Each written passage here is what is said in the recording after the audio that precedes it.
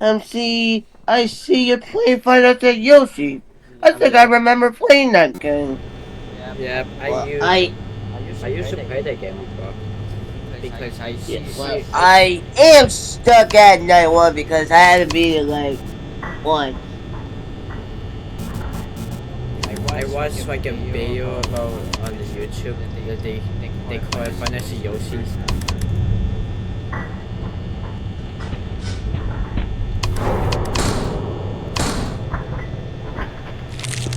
Yeah, well, how are you good at playing the Yoshi? Because I remember that one time you got jump scared by the red one.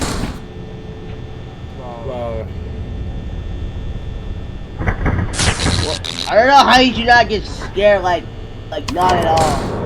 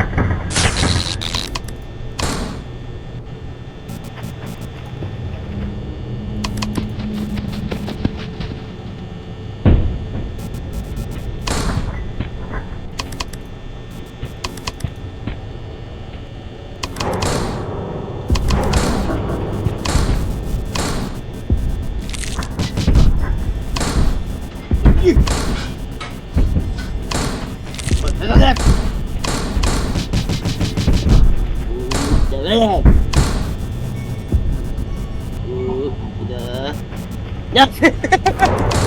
Really? To the left 2 times. I haven't gone to the right. oh my god.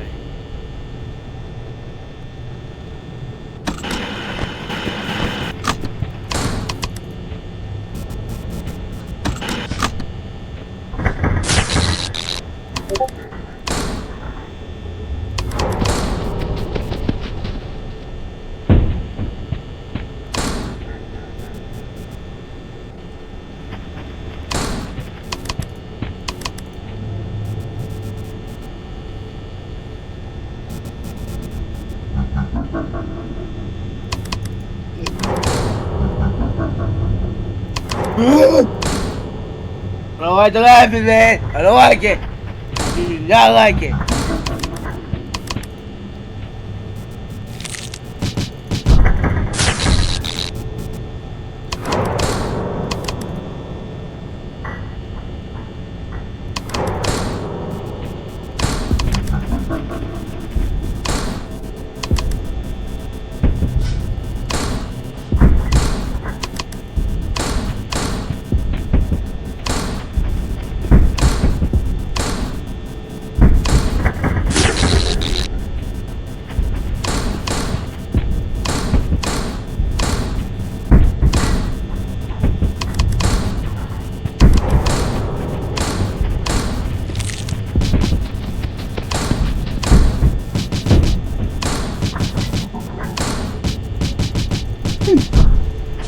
Dang it, I scared myself.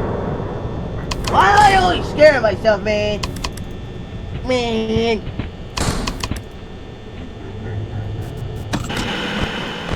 Let's just get through this.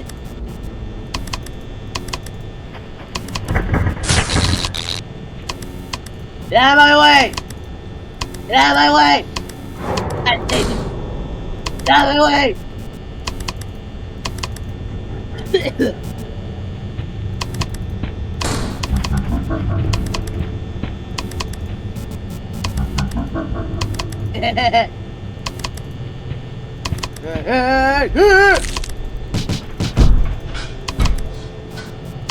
Nope.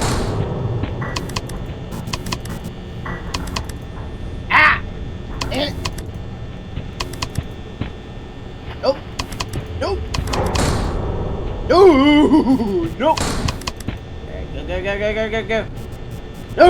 Ooh. That was close. You never catch me. I'm too quick.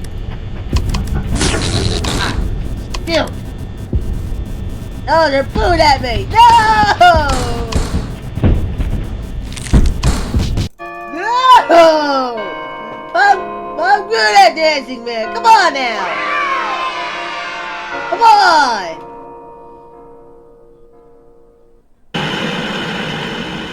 Dude, I hit that.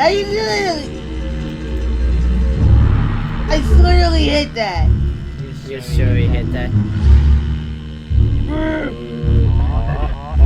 Oh boy. Don't die. Come on. Come on. Yeah. There we go. Oh my Ah! Dang it.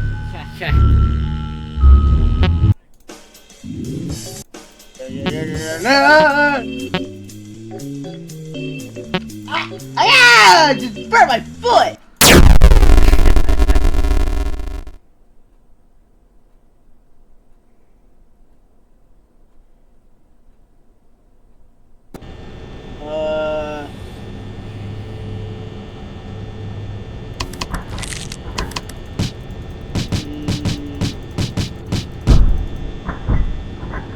Oh.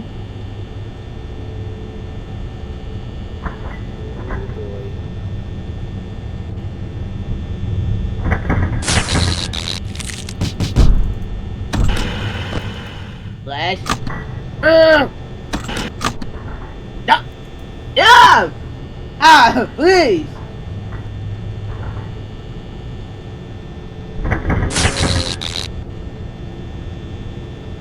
This one. What's the question of this number? 9 or 10? It was 9!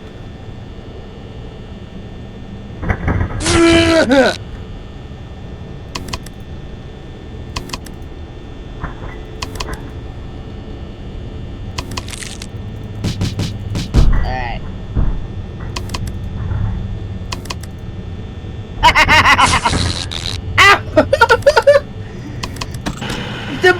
It's Mario doing the airplane sound effect. Are you serious, Mario? Why are you doing the airplane sound effect, man?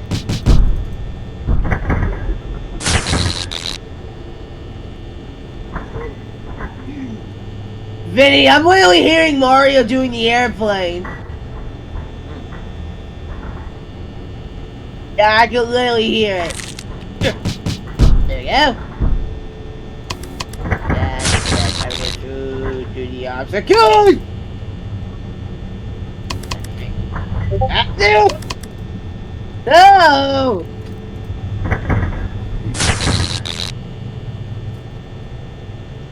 Ah, no!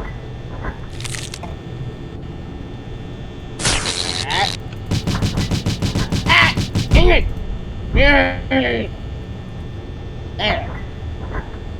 Oh, yep. Get on the floor! Don't wanna die. Dang it! Come on! No, get off the floor! Come on, just get off the floor! No, get off the floor! Get off the floor!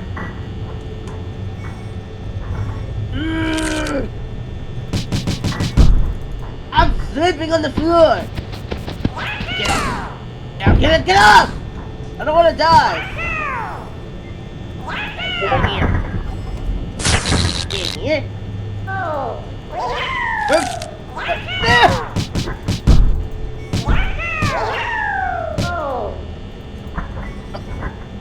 I don't want to hear that! No! Dang it, that distracted me!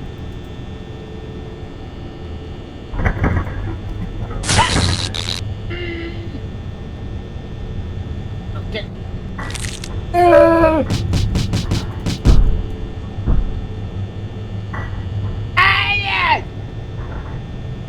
Come on. Ooh. I hate it. I just skipped skipped over here! I just skipped over here! Oh. And I failed.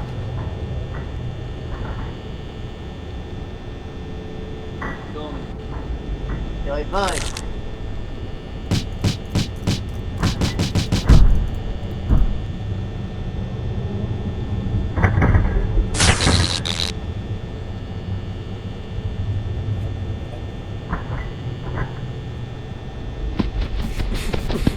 Before?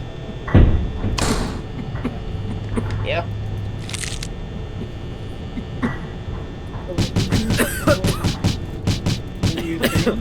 Yeah. Yeah. I thought I put them all in the bag. Why is it not all in the bag together? You losing pieces already? No. That's not what I got for Christmas. That's what we got for you. What hand does that belong to? That's Bendy. Yeah, it's I me. want you to start losing the pieces, though, because if you do, and I ask you to put them together for me, stand in front of you, don't put them together for me. I'll know next time when you ask for something. And he'll say, no, he doesn't need it because he loses. If you have them all together, like I put them in the bag. Yeah. Hesitate. Are you being truthful with yourself? Yes, I made sure they were in the bag. You got all the pieces. Yeah, they're literally in it. Believe you. Don't try to be dishonest with me, right? Yeah.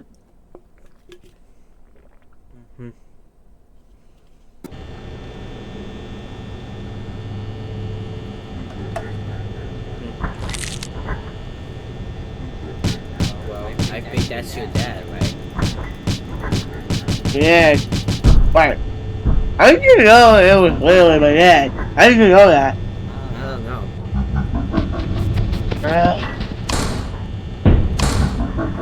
Because I think Yoshi, his dad. I remember that Yoshi, his dad, we want to go when you do your chores, Yoshi. That's why. Because Yoshi, his dad, is all sauce. Okay. Just kill me. I just want to talk about it right now. So Yoshi, he's. Wait, why I woke up almost naked and just wet in slimy sewer? You're all in big trouble. I woke up today, you know. Oh no! So I told you, the principal, what you did. Yeah, you're in big trouble now. Oh yeah. You little tattletale! Okay, so Yoshi, his dad wants to go clean and do the chores, but Yoshi, his dad is really strict right now because he's an asshole. Because I was so pissed off because I was yelling at Dad, his Yoshi's son. Because that's why I might find Beards at Yoshi.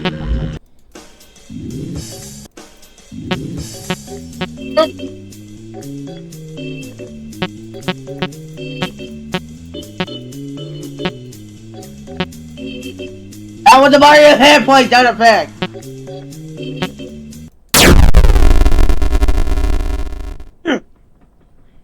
There! So back to playing game finish Yoshi.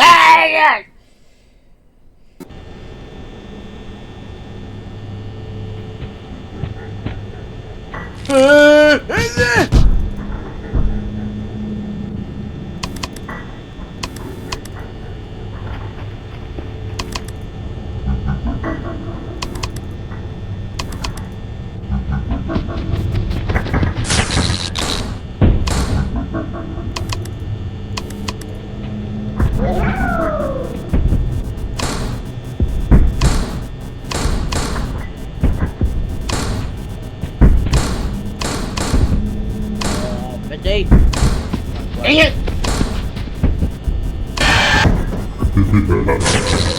I get die. Nice. That way Yoshi got me, bro.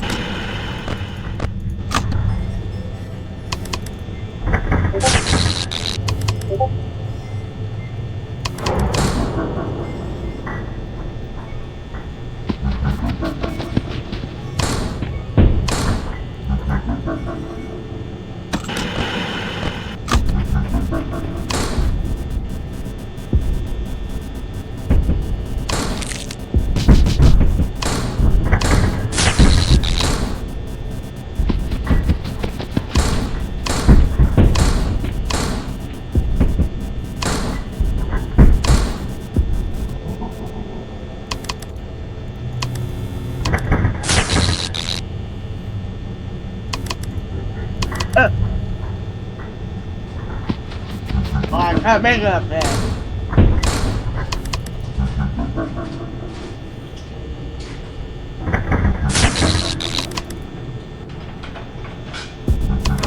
Ooh!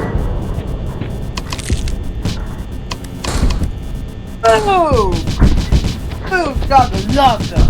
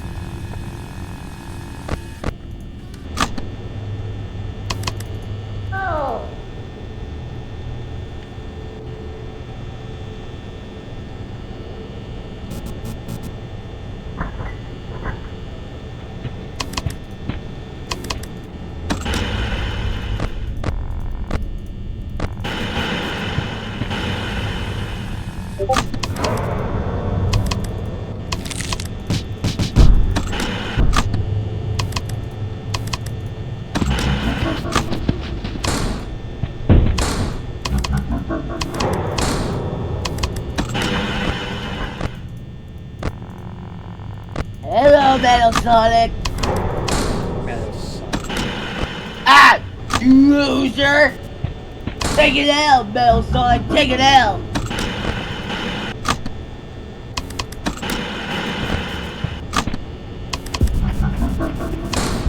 Take it out, Metal Sonic. Take it out.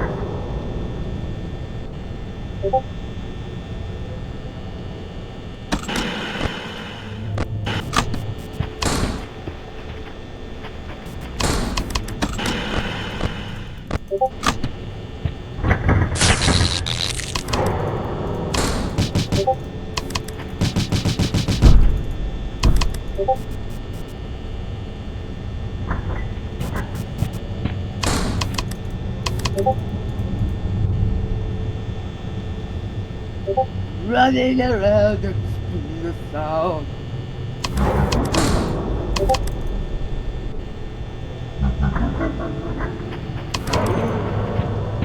You monster! You shrunk in the school! And it makes a lot!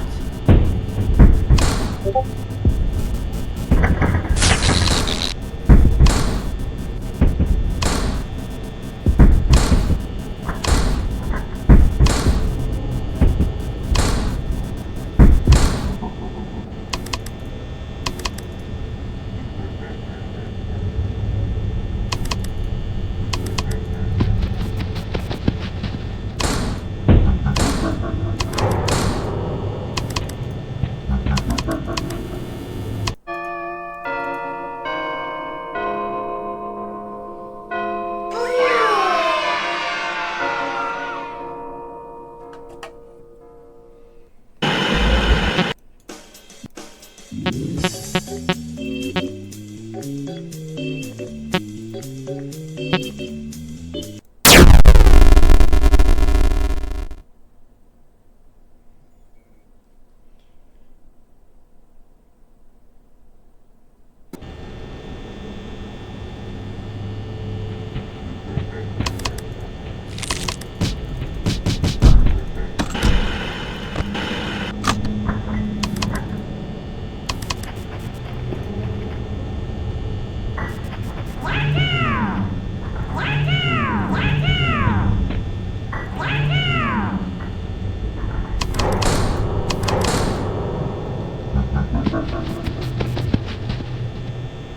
that's another me. There's two me's.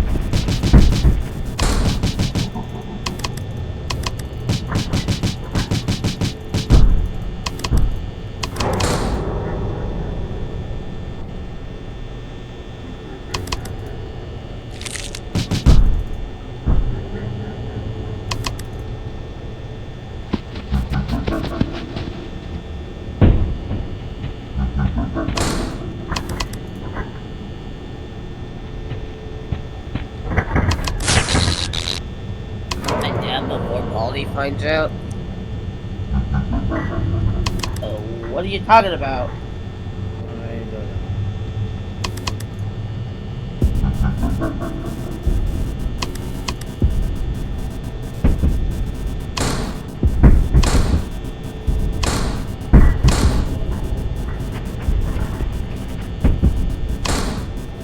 Can't see anything, it's all red.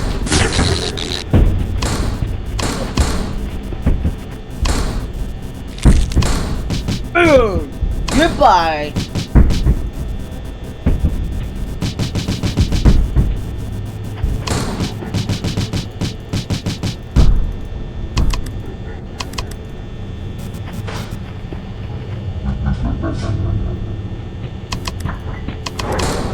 Uh-oh.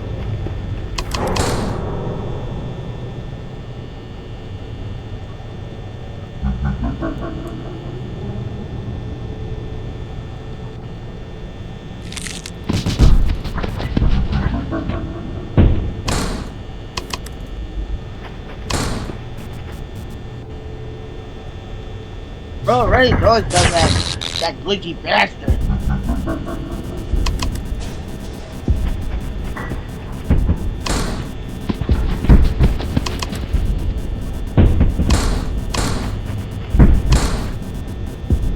Oh, you gotta move.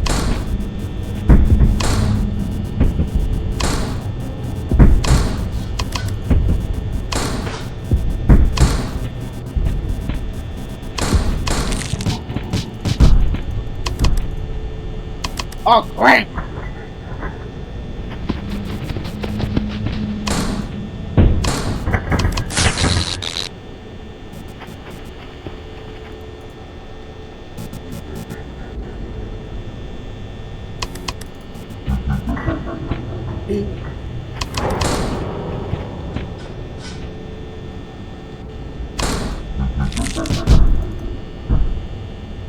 Oh gosh.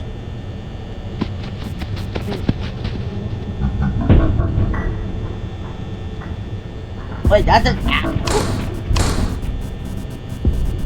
Oh, no, no, no, no!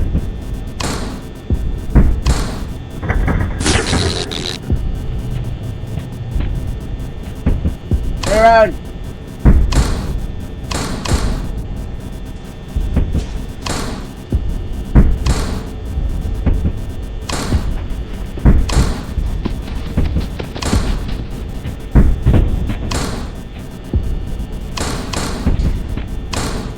glitchy bastard's going down. Hey, over here! I said over here!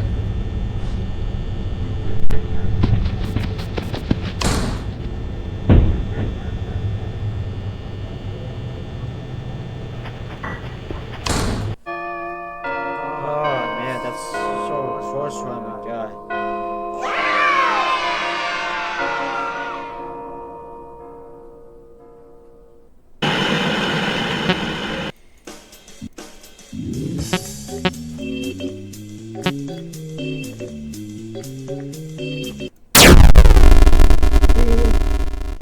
I'm in 20 mode.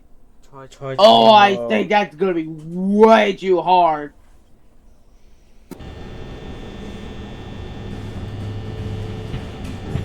You're like gonna die like so many times.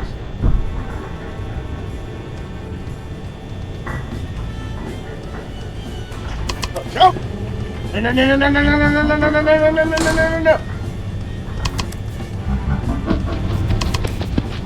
Forgive me, glitchy bastard! Well, get him!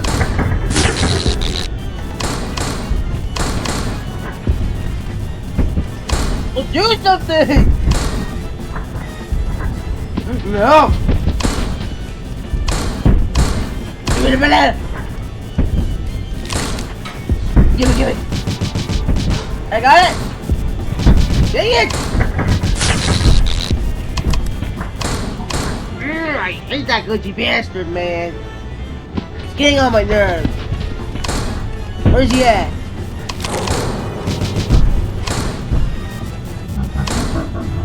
Ah! Die! Die! Hey, run for it!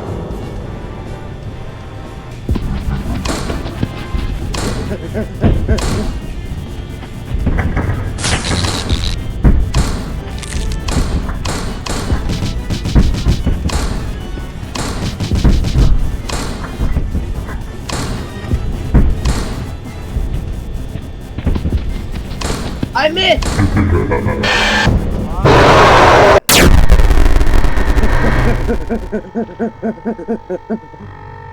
Oh boy, guys!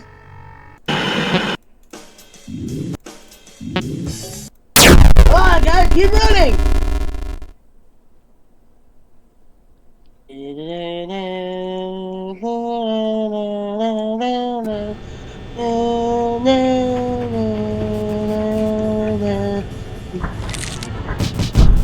Hey, gotta make a run for it.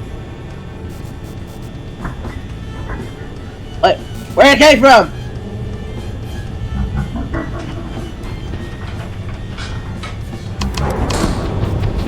Where's he at? Oh, there he is. He's over there. Yeet! Have a banana.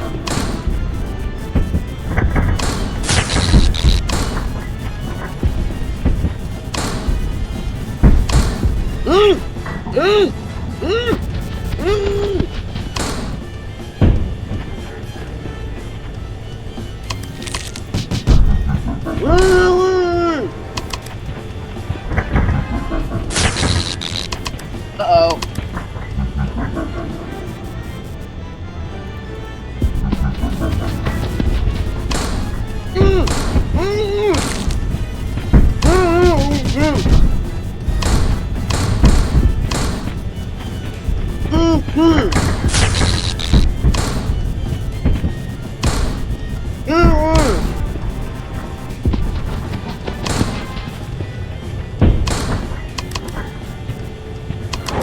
Wow, double hit!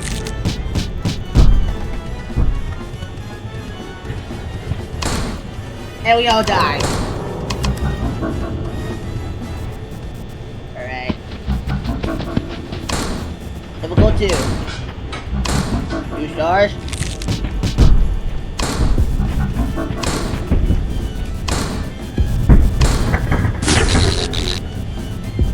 Want a piece of this?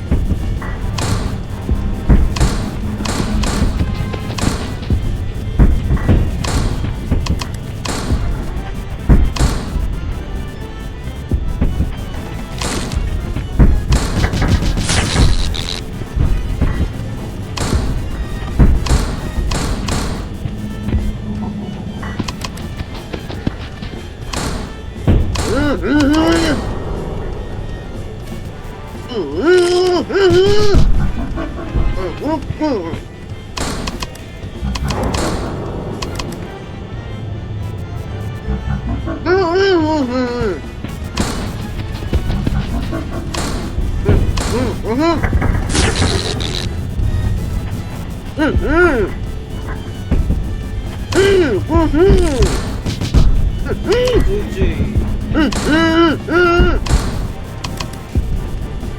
me them in there.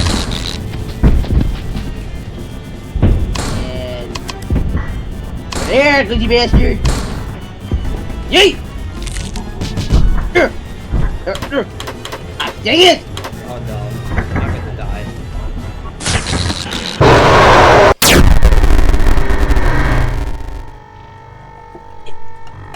Did you die, Benny? Yep. Run! Right down the street.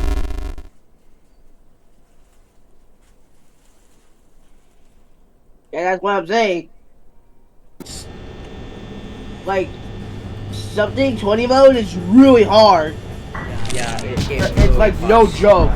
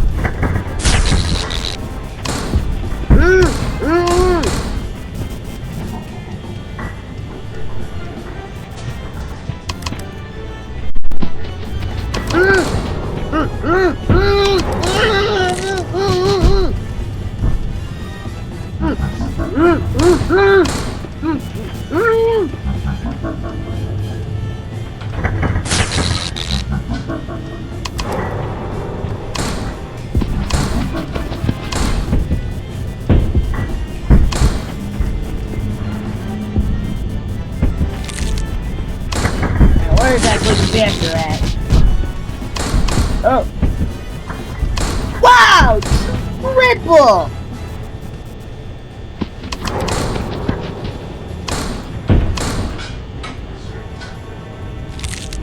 Alright. Get caught. 2.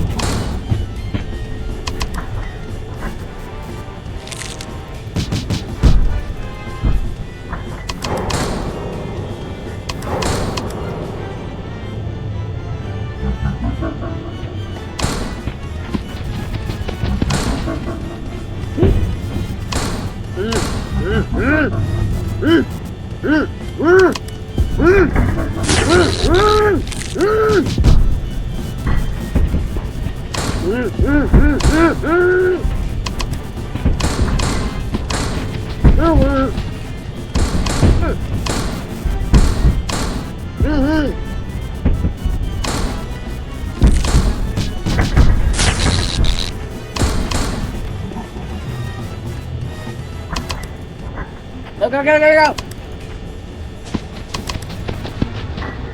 I'll have this. Boom!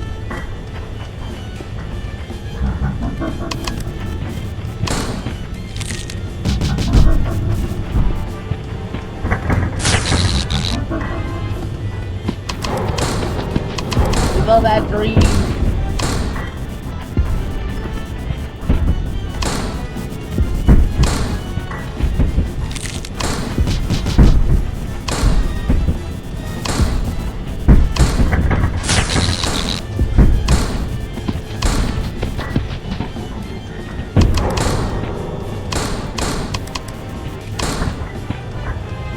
No!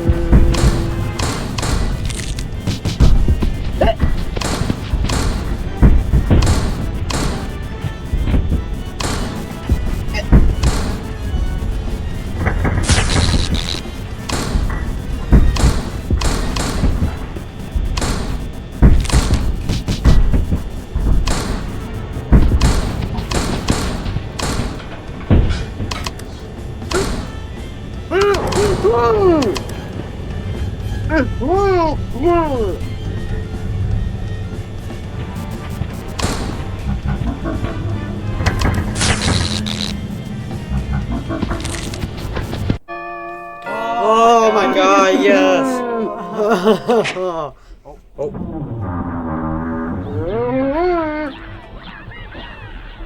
Here, choke.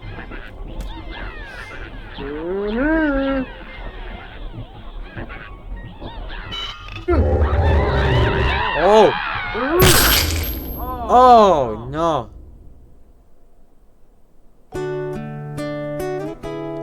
Yoshi Pizza's closed its doors. Oh man. Difficulty 1.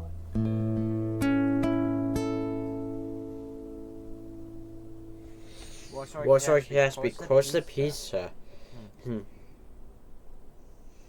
Oh, this is gonna be easy.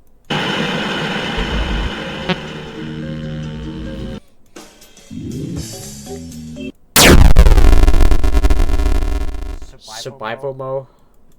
Is this supposed to be? Boom! Way too easy.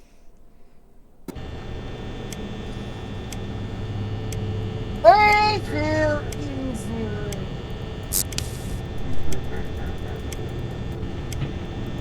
Bobby, 1.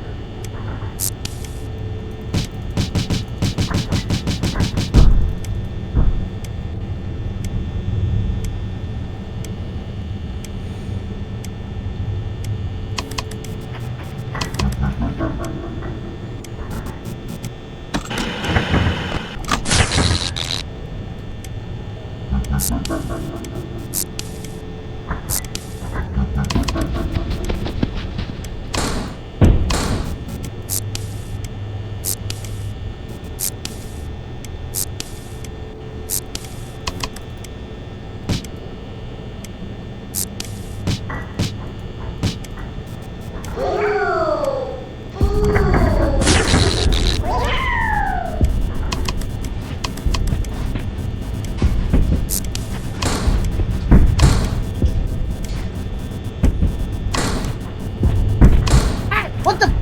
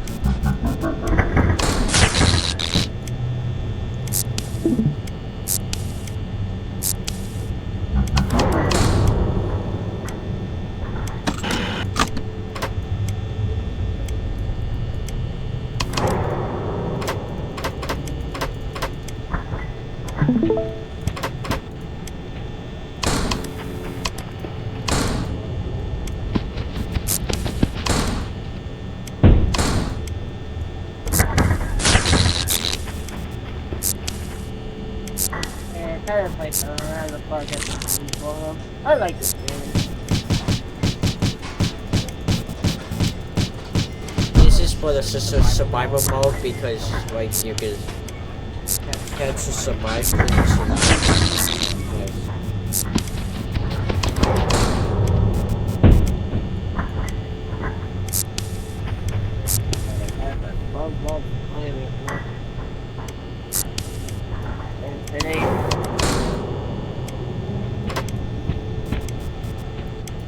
have to deal with these stupid doodles.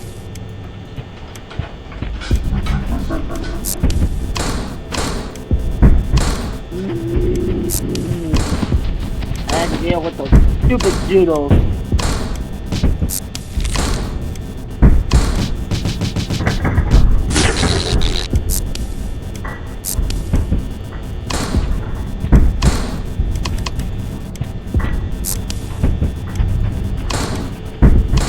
Alright, I don't have any violence.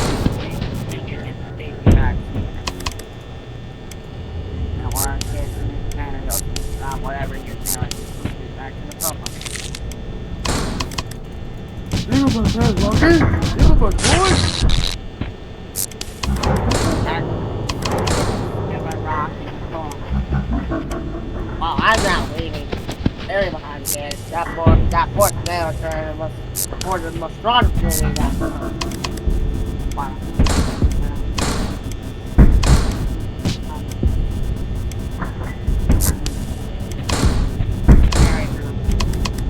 That'll be a big.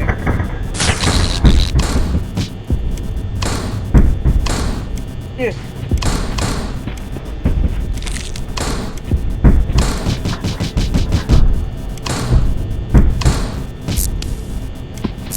Hey there, Gary.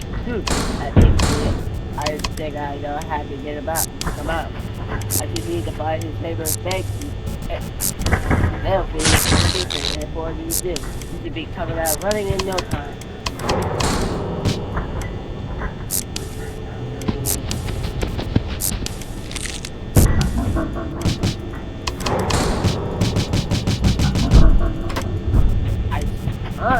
Where are you? Legend somewhere around here.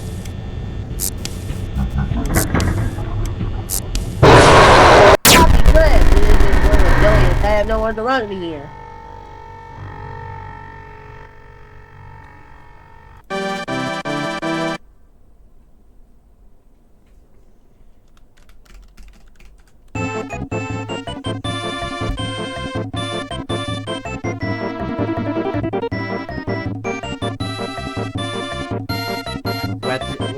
Let's get up top. We're gonna get 1,000 What? Whoa. Okay, I think it's gonna be easy with this.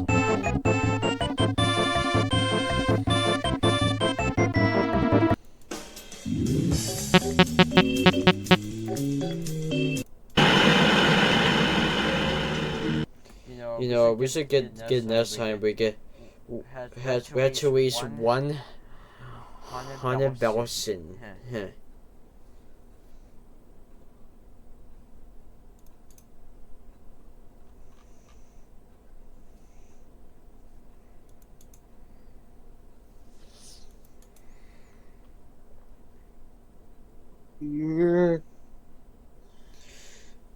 Sonic the Hedgehog and Mufasa the Lion King.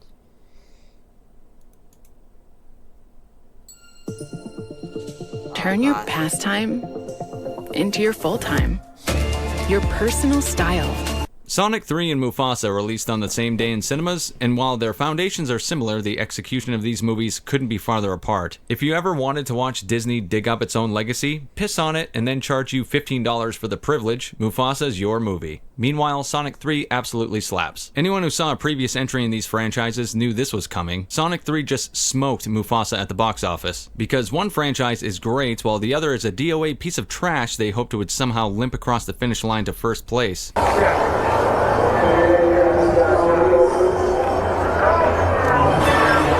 Sonic 3 and Mufasa are a masterclass in contrast, a tale of two movies that perfectly encapsulates the difference between a labor of love and an exercise in soulless corporate filmmaking. One delivers heart, humor, and genuine respect for its audience, while the other is a limp handshake, a shameless exercise in corporate laziness, a joyless reminder that Disney has long since run out of ideas and dragged the original's legacy through toilet water for a quick buck. Sonic the Hedgehog 3 leans fully into its absurdity while delivering characters and arcs that are shockingly layered and surprisingly human. Mufasa, on the other hand, hand, destroys the legacy of multiple characters with reckless abandon. The movie plods along, hoping that pressing your nostalgia button will be enough for you to not want to murder yourself once you realize the marketing was a lie, that it's all this movie is, and you've been fucking had. Both movies tackle themes like abandonment, adoption, betrayal, and redemption, but Sonic 3 makes you care about them. Mufasa is like sucking a fart out of an ass. I found a video of this, but I'm not gonna subject any of you to it. Sonic 3 weaves these ideas into its narrative with sincerity and heart, while Mufasa fumbles them completely, dragging its audience through a hollow retread of ideas that were done better 3 decades ago. Sonic 3 is a ridiculous, heartfelt joyride that respects its audience, while Mufasa is a soulless cash grab that insults everything that made its predecessor great. One is a celebration of entertainment and character. It also doesn't hurt that this one has one of the greatest physical comedians in history playing dual roles. The other movie is a lifeless imitation, a lazy cash grab with zero effort, zero originality, and zero reason to exist. Even the animation style of Mufasa, beautiful as it is polished to the point of sterility. It's like fake eyelashes on a woman. It looks good, but you just know something's off. And who fucking asked for it? Seriously, why do you guys want giant cumbrellas on your face? Let's get into it. I'm gonna start out with the positive here and discuss Sonic 3 first, one of my favorite movies of 2024. Yes, I'm going to say something nice. That thing I do 3 or 4 times a year. And that means I'll be tearing apart that piece of shit Mufasa directly after, so you know. Stick around. I'm not going to spoil the story for Sonic 3 because I actually recommend this and encourage you to go see it and just have a goddamn good time. But to set the scene, the third entry in this series picks up right where the last movie left off, with Sonic and pals back with their adoptive family and Dr. Robotnik presumed dead. On Prison Island off the coast of Japan, a shadowy looking hedgehog is being held in stasis, where he's been for over 50 years. But a mysterious someone breaks him free, and this Shadow the Hedgehog is plenty pissed off over what's happened to him, creating complete chaos around the globe and requiring the world policing agency known as GUN to recruit Sonic and his team to stop him. Now, I'm a big Sonic the Hedgehog fan, check the Avatar, and I was one of the people who poo-pooed the original movie from the get-go. I didn't think it was something they'd be able to pull off, and after Ugly Sonic, I threw in the towel. But the change in Sonic's look after fan backlash brought me back. Clearly, the creatives behind these movies adore the character, and entry after entry has turned me into a true blue believer. Is the plot contrived as all fuck? Absolutely. Do I care? Absolutely not. I'm not one to suggest a better story. Care? Absolutely. Entry has turned me into a... Hey, die! I just see on top on the channel Nick Warren. Huh. True blue believer. Is the plot contrived as all fuck? Absolutely. Do I care? Absolutely not. I'm not one to suggest a better story wouldn't make this a better film, but if you're trying to go that route, you're missing the entire point of these movies. I've always been an advocate for character over everything. If you're going to pick something to do right, at least make the people or creatures in the story compelling. It's why I still love Spider-Man No Way Home despite all its problems, because like Sonic 3, it was made by people who love these characters dearly, and that's made clear on screen. As absurd as the movie is, I say this with affection of course, the nuance in Shadow and Sonic's arcs is surprisingly good. Sonic the Hedgehog 3 somehow does what most video game movies can't. It delivers characters with actual depth. Indeed, a movie about a blue rodent and his brooding genetically engineered counterpart manages to explore adoption, abandonment, and emotional baggage better than half the dramas Hollywood churns out these days, and certainly better than that piece of shit Mufasa. It's no indie movie, it's loud, it's silly, but it also has the nerve to make you care about 2 cartoon anthropomorphic animals punching each other. On paper, Shadow should be a joke, Sonic's edgy doppelganger with enough angst to make Kylo Ren look like a well-adjusted adult, the Gerard Way of game characters, the emo John Wick. But Shadow's arc isn't just angry guy learns to be less angry. It's layered, and dare I say... The future of your business is here. With Wix, you get advanced... heartbreaking. His connection to Maria, yes, this is a video game canon situation, and his tragic backstory involves a human named Maria, anchors his rage and grief in something real. You watch as Shadow's vendetta consumes him, but there are cracks along the way, so when the inevitable redemption happens, it actually feels earned. This isn't some power of friendship nonsense. Shadow's transformation is rooted in loss, regret, and finding a way to move forward, and somehow they pull it off without making it feel saccharine. Then there's Sonic himself. You'd think by the third movie they'd have run out of things to do with this guy. Instead, Sonic continues continues to grow. His relentless optimism isn't just comic relief, it's the counterpoint to Shadow's despair. Sonic's own experience with abandonment gives him a perspective that makes his attempts to connect with Shadow feel genuine rather than forced. 3 movies in, and they're still finding ways to make Sonic an actual character instead of just a meme generator. The dynamic between Sonic and Shadow carries the movie. Their conflict isn't just about good versus evil, it's 2 characters dealing with the same pain in wildly different ways. Sonic channels his into hope and connection, while Shadow uses his as fuel for revenge. When they finally collide, it's not just a flashy set piece. It's 2 opposing worldviews crashing together, and somehow this emotional weight is packed into a movie about chili dogs and an evil genius with a mustache shaped like a Wi-Fi signal. What really sets this apart is how it handles themes like adoption and abandonment without pandering or oversimplifying. Shadow's pain over losing Maria feels raw, not sanitized for the sake of keeping things kid-friendly. The movie doesn't shy away from the darker aspects of these themes, and yet it doesn't wallow in them either. No, it uses them to drive real character development. Have I mentioned how fucking terribly Mufasa handles these exact same themes? Yeah, the cynical side of me can't. That fucking Mufasa the Lion King, bro. Yeah. Can't wait to dump on that fucking thing. It's worth mentioning. I hope from Mufasa the Lion King is gonna be on Disney Plus, because I already watched Disney was because that's a good movie. Oh no, not again! Grossing animation movie. If I get close to him, I'm gonna die. Watch. I'm You dead. die. Oh, you die. Every time I try to get past Bob, he's gonna erase me. Building your online Yeah, business? I literally can't get past him when he sees me. I literally Go to can't get past him. Try to get past Sonic 3 and Mufasa. God, why is these ads keep coming up, I don't know why, I'm just exact messing same themes. around. Abandonment with the darker aspects of these themes, and yet it doesn't wallow in them either. No, it uses them to drive real character development. Have I mentioned how fucking terribly Mufasa handles these exact same themes? Yeah, this.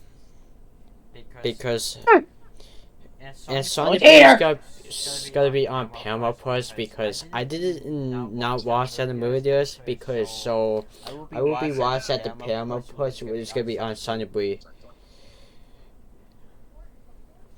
And I did not watch the Mufasa the Lion King at the movie theaters, because I only could watch Disney Plus, because it's gonna be on Disney Plus.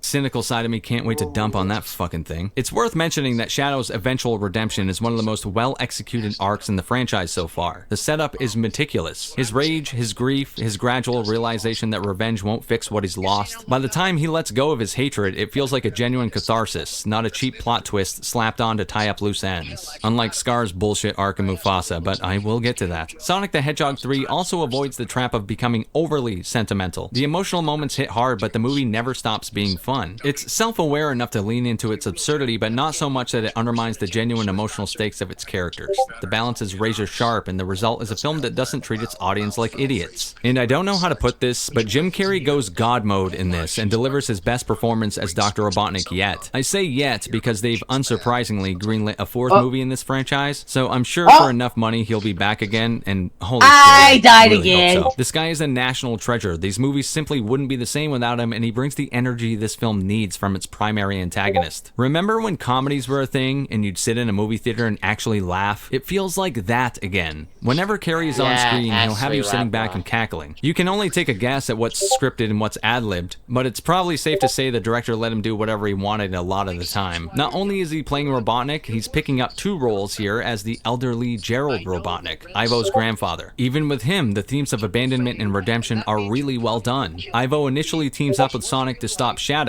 This is in the trailers, so it's not a spoiler. And if you've played Sonic Adventure 2 1,000 times like I have, you're already in the know. But his feelings of loneliness stemming from having no known family give Robotnik even more depth. Yes, Dr. fucking Robotnik is more than just a silly arch nemesis. Ivo's story comes full circle here. Not everyone gets the same amount of screen time, but everyone has something to do and a place to wind up. Tails and Knuckles want Sonic to trust them, which grows increasingly difficult as the stakes become more and more personal for Sonic. Again, this is insane that I'm writing all this about a kid's movie, but it's fucking good, man. Just damn good entertainment. Lastly, I'd be remiss not to mention Keanu Reeves voicing Shadow. The other cast is great, but Keanu is one of those light bulb moments where you go, yeah, Yeah, that makes complete sense. Shadow doesn't need to say much, and what he does say is pointed and dark. Keanu brings his most Keanu voice ever to Shadow. He doesn't try any fancy tricks. There's no Bram Stoker's Dracula, whoa, wherefore art thou? to be found here, and it just Dang, doesn't work. looks like I'm And gonna as get a shoved longtime in Sonic fan, Burger the Easter Mart. eggs in this movie were a lot of fun to catch. Unlike, say, Mufasa, which relies almost exclusively on nostalgia to get you through that train wreck. No, Sonic 3's Easter eggs are in the background or placed in the movie without their point being a distraction. It's something for fans to pick up but are all naturally placed in. From sound cues, music, character movesets, robot and tech designs, they are there, uninterrupting, allowing the story to take place, but awesome for fans to recognize and go nuts over. There's no reliance on prior knowledge for the viewer to get through this movie. The Easter eggs are there if you notice them, like they're supposed to be. They don't break or make the story, or as I like to call it, fan service done right. At the end of the day, Sonic the Hedgehog 3 isn't just good for a video game movie. It's a better exploration of grief, abandonment, and redemption than the other movie we're about to discuss.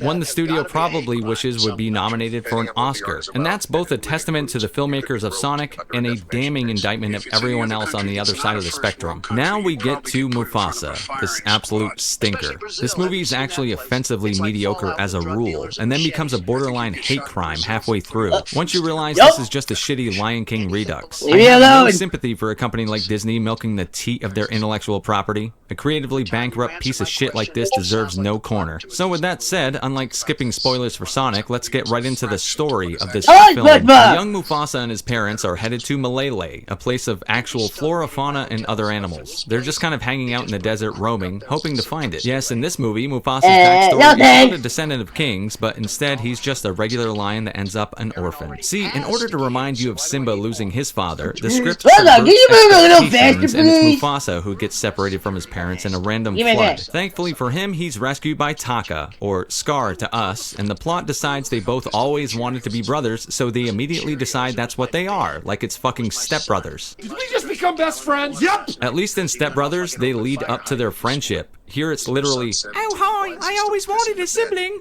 Lol, me too. Okay, well we are now. right after they meet each other. Taka's father refuses to accept Mufasa right until the script needs him to, when a group of outsider lions attack Simba, Mufasa's adoptive mother, and he kills one of them, scaring the rest away. Right before this, there was a montage of Mufasa showcasing his very particular set of skills that make him a better heir to the throne than Taka, but King Shithead completely disregards him for years as he grows up. Then suddenly, he does an obvious thing, and the script decides it's an aha moment for the King Shithead in the most contrived way possible. Throughout this montage, the King constantly tries to make up for Taka being weak, so there's no consistency or cracks in the King's thought process to show that he starts to think better of Mufasa. He just does when the story needs it to happen. This lackadaisical approach to character writing is peppered all over multiple characters. We know where the story is going, so instead of showing us how it gets there, it just is there when the story decides it needs to be. Makes one question what even is the fucking point of this movie's existence. Oh right, money. I'm happy to announce they'll be losing millions. The outsiders retreat to their leader Mads Mikkelsen, the father of the Dead Lion, and he's basically the equivalent to Scar from the original 90s film. He chastises one of them for not helping his sons and gives him a little pep talk. Taka and Mufasa are forced to run away from the pride as the king goes down fighting like Russell Crowe, man style. Fighting is poetry! You don't edit Russell Crowe's poetry, you and they decide they're headed to Malele like Mufasa was originally going to at the beginning of the movie. They're being hunted by the outsiders, not... I chose Wix for my business because of its scope for functionality and free. Those outsiders. Hey yo! Hey yo! Hey yo! And along the way they... Hey yo! Hey yo! What the... pick up new friends like Rafiki, Zazu, and Sarabi, who Taka develops a crush on. My statement's now ready. State this dick. Sorry, email interruption. Mufasa, Chad as he is, tries to help Taka pick up Sarabi, but he's not the smoothest dude on the planet. Sarabi eventually finds out that Mufasa is the one responsible for all the Giga Chad moves and heroism. Like when he saves her fucking life during an attack by those pesky white lions stalking them, and she falls for him, leaving Taka pissing in the wind. This is what sets off the inner incel of Taka, and he completely flips the fuck out and decides to betray them, cutting a deal with Mads Mikkelsen to set them up. By the time they arrive in Malele, Mr. Mads Hannibal reveals feels they've been had, and a fight one more ensues. slump. Mufasa rallies everyone to I'm fight dead. back, because why get eaten by this white lion when Mufasa can eat you later? And because Taka needs to get his scar, he Yeah, leaps in front of because it's Mads his and fever. takes a swipe across the What else face. it- Eventually, what the else script it kills was? Mads by crushing him with a Whoa. fucking boulder, and Taka decides to go by Scar so he never Yup, forgets yup, his yup, betrayal yup, or whatever. And Mufasa's mom adopts the devious little bitch because whoever wrote this script has an adoption fetish. And that's it. That's the shitty-ass story of Mufasa. It's over 2 hours long and could easily have been a half hour, or better yet, just never made. At the heart of this creative dumpster fire is Taka, aka Scar, one of the greatest villains in Disney history, now Try reduced not to to bump into the whatever customers. fuck. I'm trying not to bump into them. It's a fucking Scar. Back. It's the best evil film Go of this Scar. way. Nope. Mufasa.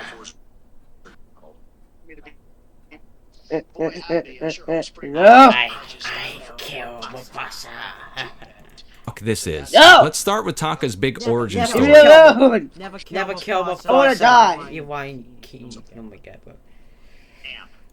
Or what Disney thinks passes for one. For most of the movie, Taka is a bright-eyed Oh, wait, puppy of a turbine. lion. He's Of a good course. guy, Oh, wait, charming, turbine. self-aware, even a little self-deprecating. He openly rejects his father's toxic advice, Hello. feels ashamed over lying, and never so much as side-eyes Mufasa, his golden boy brother. He's weak, sure, and maybe a little scared, but he's likable. Yeah, I And gotta then out make of sure I don't nowhere, the bump into second act customers. ends and Taka flips like a fucking light switch. Where? 1 second, he's basically Simba with anxiety. The He's next, a he's twitch. sneering, stalking, On and a snarling like he's just bread. remembered, oh right, I'm supposed to be Scar. Why? Because Mufasa stole his Alright. girl. That's Gotta it. get a few That's the more. big betrayal. Not years of seething jealousy or a But lifetime I of gotta feeling make inferior. sure No, I Taka don't goes fuck full Scar because his with you big brother customers. snagged his crush. That's right. They I basically do turned not Scar wanna into an die. incel and Mufasa I into don't wanna Chad. die. It's not just lazy, it's embarrassing. This is supposed to be the tragic backstory of one of Disney's most complex villains, and they boil it down to a lion version Ooh, of High I School would love Musical. that Let's guy. talk about how fucking stupid this transformation is. Not only does Taka's personality do a complete 180, No. but his body language, Leave me voice, alone. and even the way he moves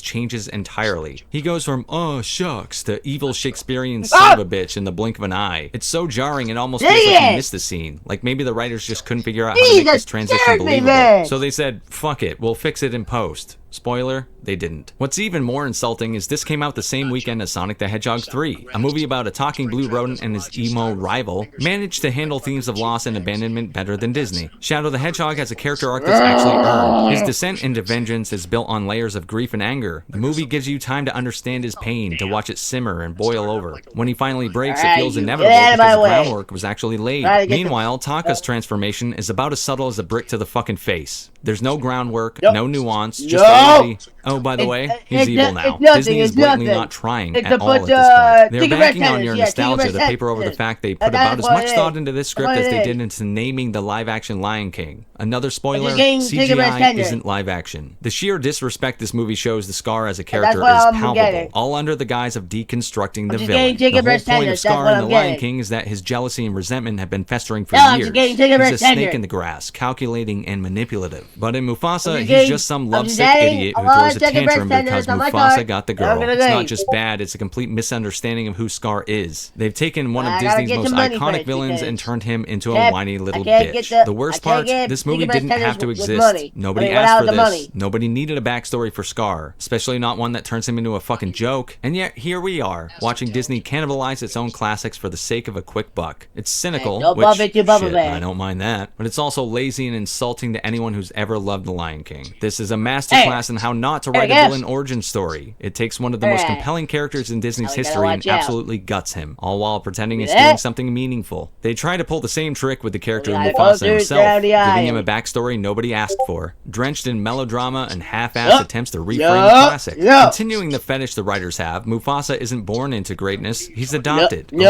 Oh, the movie goes out of its way Leave to me hammer alone. home how special Mufasa is, because apparently being a king who saves his pride and sacrifices Leave me himself for his alone. son wasn't special enough. Now he's got to rise from the dirt to take his rightful place. It's as if Disney heard the term chosen one and thought, fuck it, let's just copy and paste the formula from every other mediocre origin story we've turned out in the last decade.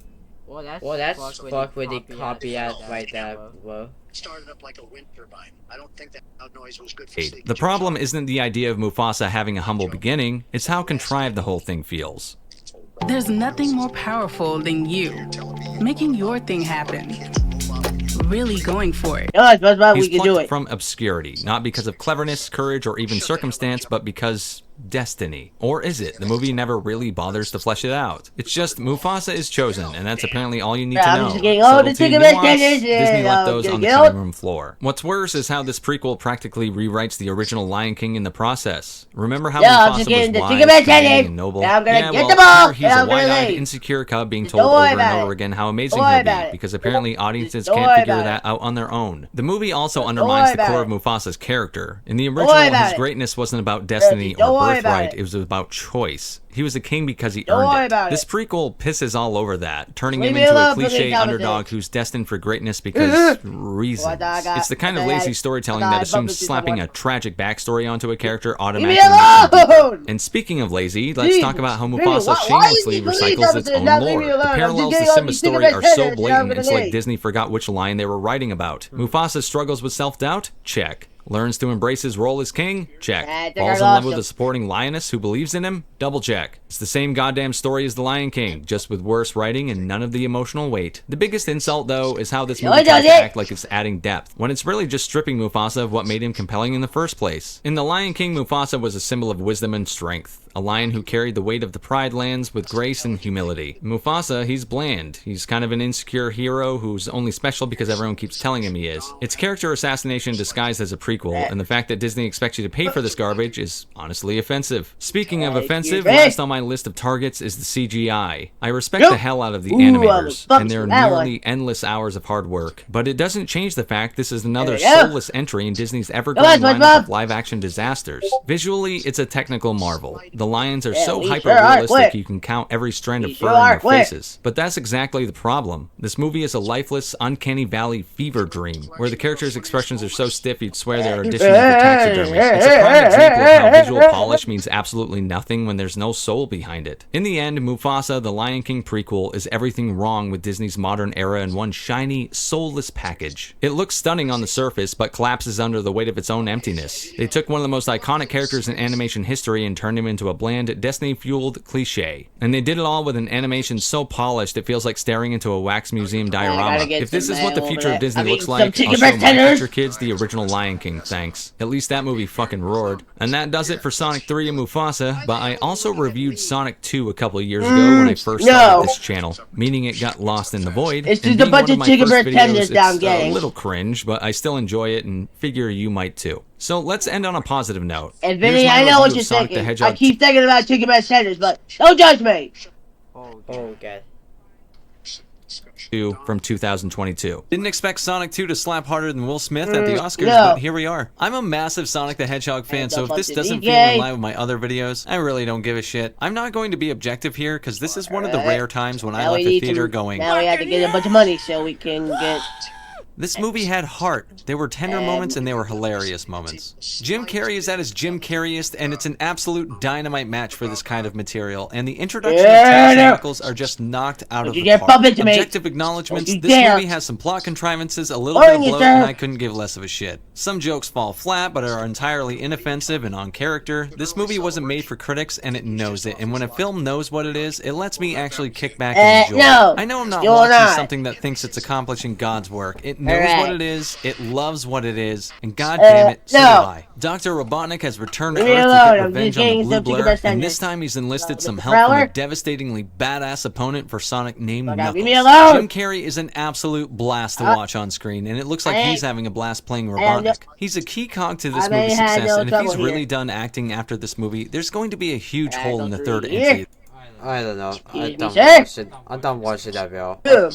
Now we need 2 money. Mufasa the Lion King. I'm gonna pay because Sonic the Hedgehog breed. I do like paying stuff.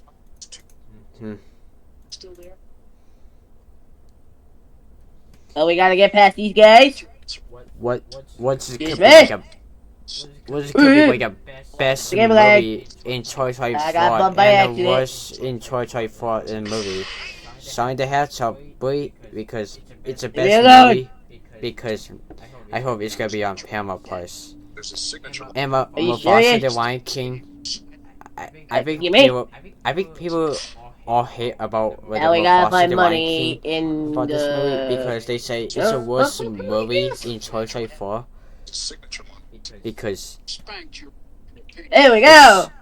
they say the story too lazy. This person, The so we movie's can pretty get bad paid. because I don't know. Hello? Interact? Damn it, Foxy. You left. Stop associating the Democratic. Greetings, vile customer. On purpose? Mr. Krabs, take your line. Hello, son. I'm here to ask of some of your projects. Har har. Very well. Let me scan your items. Yeah. And I promise these are not males. They're literally chicken breast tenders. Oh, of course. Very. My mind is literally thinking. I'm literally imagining chicken breast tenders in this game.